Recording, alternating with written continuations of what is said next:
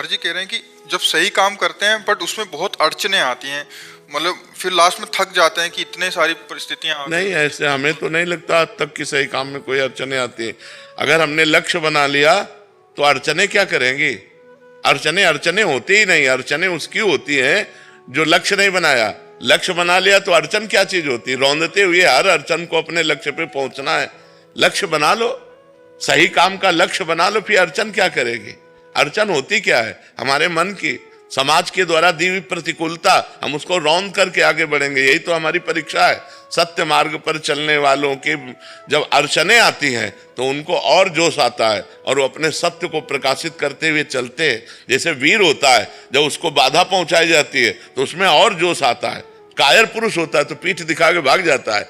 तो अड़चनों से हमें हारना थोड़ी है, अड़चनों से हमें भिड़ना है, हमें संघर्ष करना है। हमें संघर्ष करने के लिए मानव जीवन मिला है और कोई भी ऐसा नहीं जिसको संघर्ष न करना पड़े। संघर्ष करके हम विपत्ति, दुख, अड़चनों को परास्त करें और भगवान तक पहुंचे।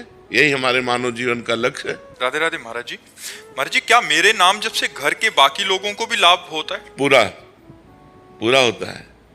परिवार के सब जनों का मंगल शुरू हो जाता है। अगर एक भजन करने वाला हो तो पूरे परिवार का मंगल हो जाता है, पूरे परिवार का मंगल हो जाता है।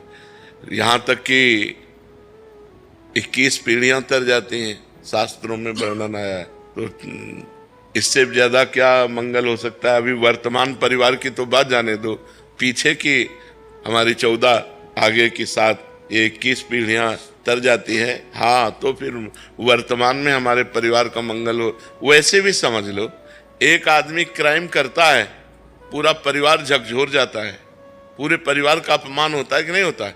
कहाँ गया बताओ? वो आदमी कहाँ गया? तुम उसके चाचा लगते हो, तुम्हें तो पता होगा ना।